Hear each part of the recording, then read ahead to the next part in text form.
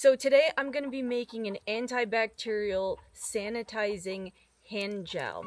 And I'm going to be using these products here, readily available on Amazon.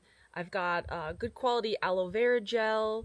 I've got the 90% or 91% isopropyl alcohol, a nice glass pump bottle that I'm going to put the finished product in. And then just to be extra, I'm going to add some vitamin E drops for a little moisturizing quality. And then you can add an essential oil like tea tree oil. Um, I may or may not do that, but I just wanted to show that as an option. And basically, I'm just going to simply, I'll pull up the ingredient list and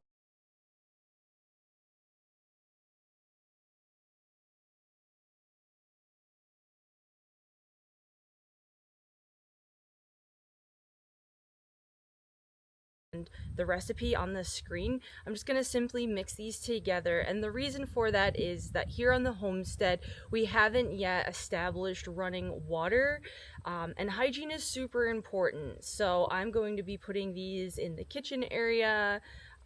In this, we kind of have this area where we've got water and we fill the water jugs, and then also by the booty box down below, and that's just going to hold us over until we can get that running water. And one of the other reasons I'm making this instead of buying it, even though you can find for readily affordable prices, you can find this type of sanitizing gel, is that I was unable to find any for an affordable price that doesn't have any unnecessary ingredients. So as I looked, I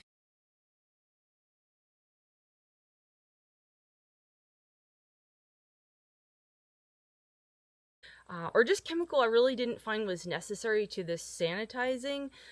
So I figured probably cheaper, I could make my own and I could put exactly what I want in it.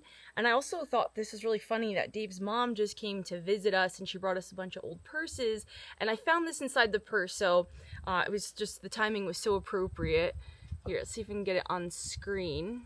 Basically what it says is hand sanitizer gel, ethyl alcohol 62% with vitamin E and aloe. Kills 99.9% of germs without water. And then it says for use, hand washing to decrease bacteria on the skin whenever soap and water hand washing is not readily available. So how much more perfect could that have been to just receive this as I was about to make this, because that's exactly my purpose for today. And it's one, sometimes I feel like people respect it more if they see like a certified product with the label. So we're basically going to be making the exact same thing. It's going to be alcohol with vitamin E and aloe. And the reason we're going to put the aloe and the vitamin E in is, as I mentioned before, just a little bit of moisturizing properties, because if you're using alcohol in the regular, it could be a tad bit drying.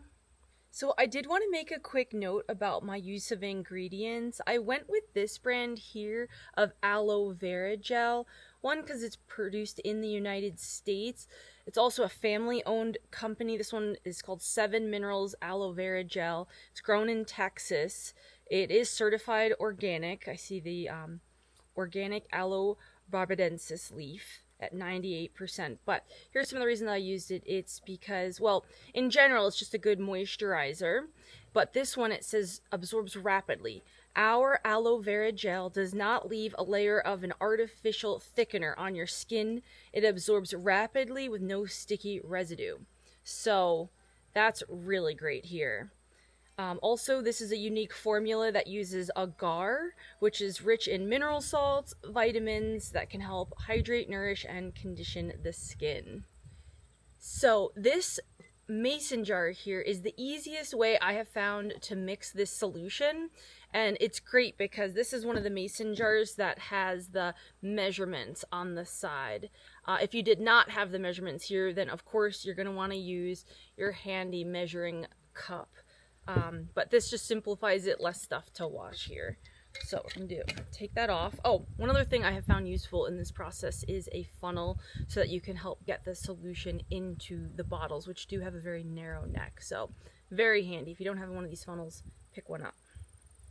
So we've got our alcohol here. I'm gonna put 1.5 cups into this jar.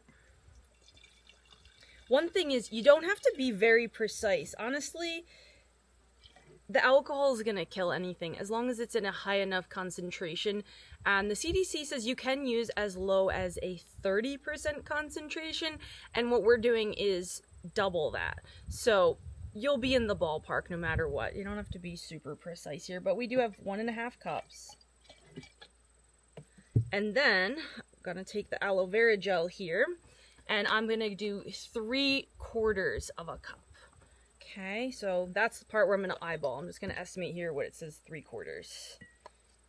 And then I'm going to do a generous teaspoon of vitamin E. Measuring stick here. Again, it's one of those things you probably could just eyeball. There, kind of a rounded teaspoon there. This is the part where if you wanted to, you could mix in some essential oil.